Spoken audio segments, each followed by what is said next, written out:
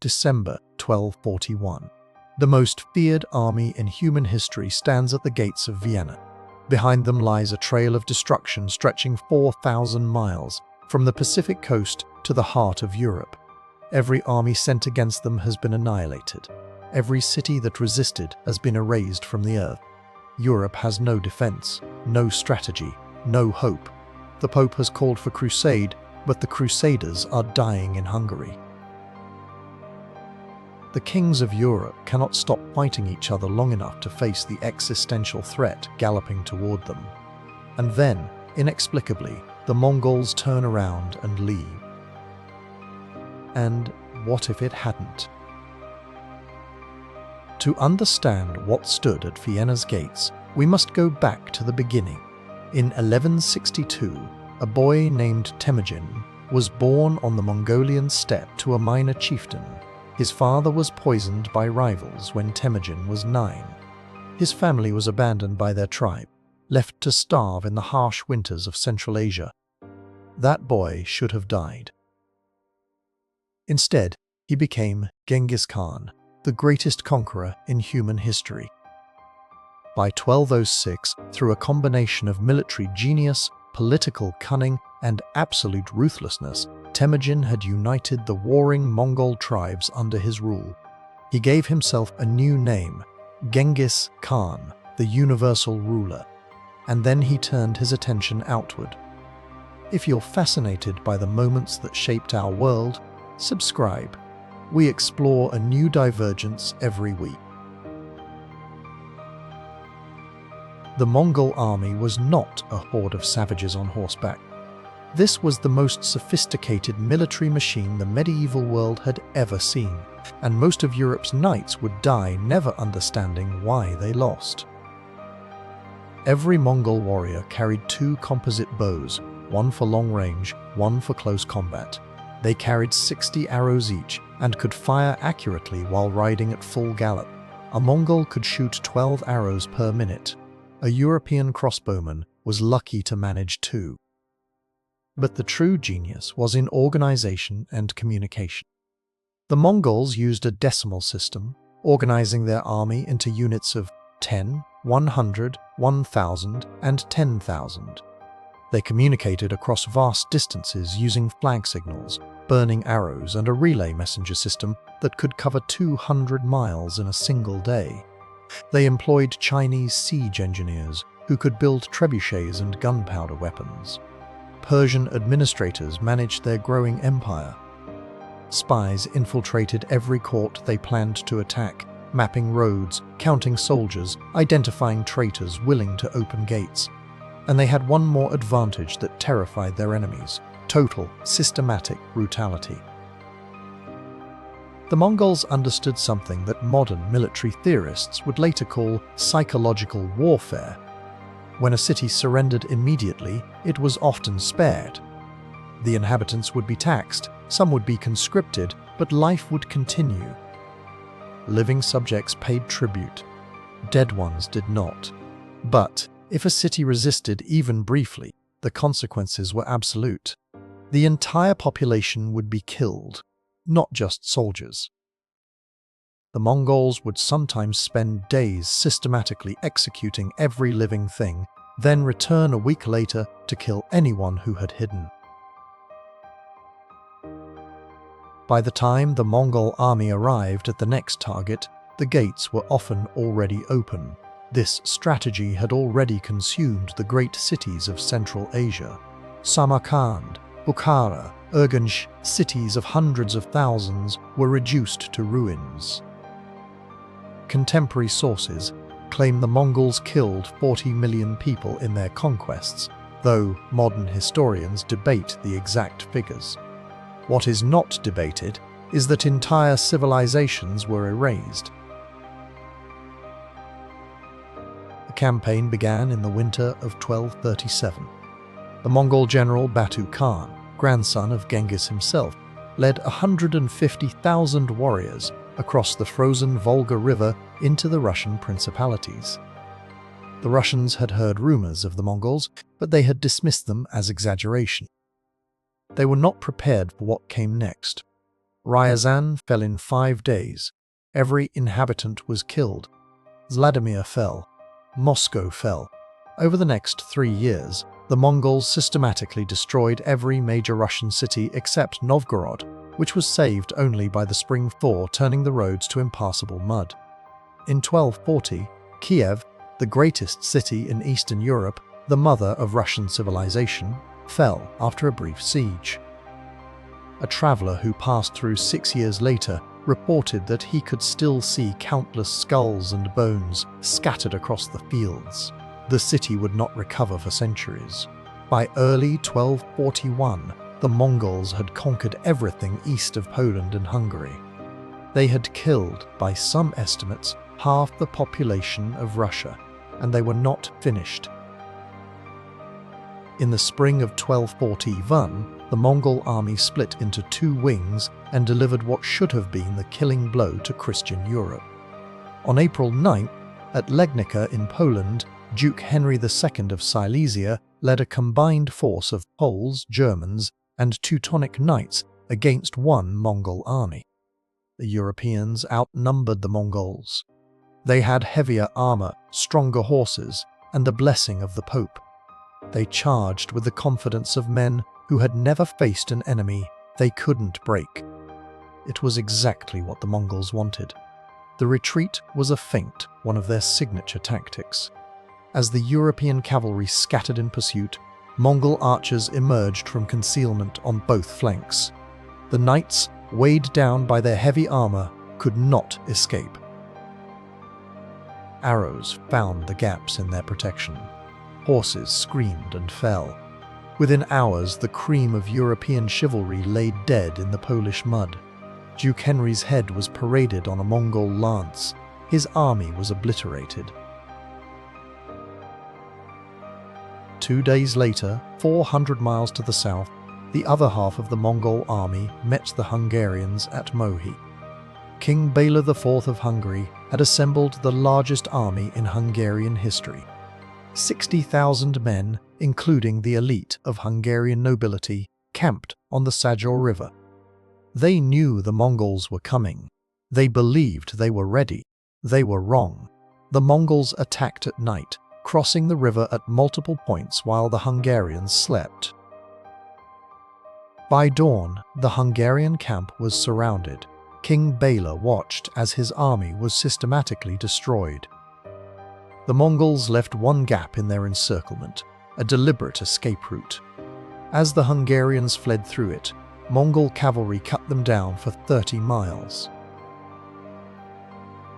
In a single week, the Mongols had destroyed the only 2 forces capable of defending Central Europe. There was nothing left between them and the Atlantic Ocean. The Mongol army spent the summer and fall of 1241 consolidating control over Hungary. They sent raiding parties into Austria. Scouts reached the outskirts of Vienna. The next spring, everyone knew, would bring the final offensive. Italy, Germany, France. There was no force in Europe that could stop them. Pope Gregory IX called for crusade. Few answered. The Holy Roman Emperor Frederick II, locked in his endless political war with the papacy, refused to march north. The kings of Europe sent prayers, not soldiers. And then, on December 11, 1241, in the Mongol capital of Karakorum, 5,000 miles to the east, Great Khan Ögedei lifted a cup of wine to his lips. He had been drinking heavily for years. His doctors had begged him to stop. The son of Genghis Khan, ruler of the largest empire the world had ever seen, died at the age of 56. Mongol law required that all princes of the blood return for the Kurultai, the great council that would choose the next Khan. He could continue the conquest of Europe, but risk losing his claim to power in the succession struggle. Or he could withdraw. Batu chose to withdraw. Here is where history pivoted. What if the arrows had kept flying west? Before I show you the alternate timeline, I want to know what you think. Could any European force have stopped them? Drop your answer in the comments.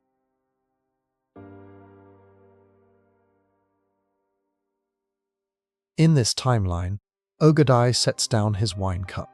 He lives. No message reaches Batu. And in the spring of 2042, the Mongol army resumes its westward march. Vienna falls within 2 weeks. The stone walls that had stopped 100 European sieges crumble under Chinese trebuchets throwing gunpowder bombs. The defenders have never seen such weapons. They don't understand why their walls are exploding. The population is assembled. Those with useful skills, craftsmen, engineers, scholars, are separated and enslaved. The rest are killed. By midsummer, the Mongols have crossed into Bavaria. The German principalities cannot unite. They have spent generations fighting each other. They continue fighting each other even as the Mongol cavalry burns their lands. Emperor Frederick II finally marches north in 1243. It is far too late. His army meets the Mongols in Bavaria and is destroyed in a single afternoon. Frederick himself barely escapes. The Holy Roman Empire, already a fractured collection of squabbling states, ceases to exist as a meaningful political entity. France falls in 1204. King Louis IX, the future Saint Louis, dies leading a desperate defense of Paris. The French nobility, those who survive, kneel before Mongol commanders and accept their new masters. The Pope flees Rome, then flees again and again. By 1247, the last organized resistance ends when Mongol ships, built by enslaved Italian craftsmen, cross the English Channel. England falls. Ireland falls. The conquest of Europe is complete. From the frozen Russian north to the deserts of Persia, it encompasses more land, more people, more wealth than any empire before or since, and it has fundamentally altered the course of human history. The immediate consequences are devastating. Millions die in the conquest. Millions more die in the famines and epidemics that follow. The Black Death, when it arrives in the 1340s, spreads even faster along the Mongol trade routes, perhaps killing 60% of Europe's already diminished population. But the Mongol peace, the Pax Mongolica, brings something unexpected. With a single empire controlling the entire trade route from China to what was once England, commerce flourishes as never before. Silk, spices, paper, gunpowder, ideas flow freely across a connected world. The printing press arrives in Europe not from a German goldsmith's workshop, but along Mongol trade routes from China, where it had existed for centuries. It arrives earlier and it spreads faster. Christianity survives, but as a minority faith tolerated by Mongol rulers who care little which gods their subjects worship, so long as they pay their taxes and provide their soldiers. Islam spreads further into Europe. The religious map of our world becomes unrecognizable. There is no Renaissance as we know it, no rediscovery of classical learning by Italian city-states, because those city-states no longer exist as independent entities. But there is something else.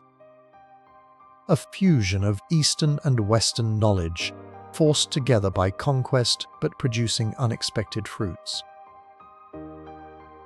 What would the world look like today? Would democracy have emerged? Would the Industrial Revolution have happened? Would there have been world wars? These questions are ultimately unanswerable. History is not a single thread, but a tapestry of billions of choices, accidents, and consequences. Pull one thread and the entire pattern changes in ways we cannot predict. But we can speculate. A Europe under Mongol rule would likely have maintained stronger connections to Asia. The age of European colonization might never have happened, at least not in the form we know. The Americas might have been reached from the west by Chinese or Japanese ships, rather than from the east by Spanish caravels. The nation-states we know, France, Germany, England, might never have formed. The very concept of Europe as a distinct civilization might not exist. History turned on a single heartbeat. One man's liver failed in a palace 5,000 miles from the battlefields of Europe. Had Ögedei set down his wine cup that December night, had his heart beat for 5 more years, we might live in a world where Latin shares space with Mongolian on government buildings. Where the very idea of Western civilization is a historical curiosity, a brief flowering snuffed out by the greatest conquerors the world has ever known. The Mongols didn't conquer Europe, but they could have. Some might call it providence. Others might call it luck. But whatever you call it, it is a reminder that history is not inevitable. The world we live in is not the only world that could have been. It is merely the one that happened. Next week, we're exploring what would have happened if Rome never fell. If the legions still marched, if the emperors still ruled, if the light of civilization never flickered. Subscribe so you don't miss when history takes another turn. Until then, I'll see you in the next timeline.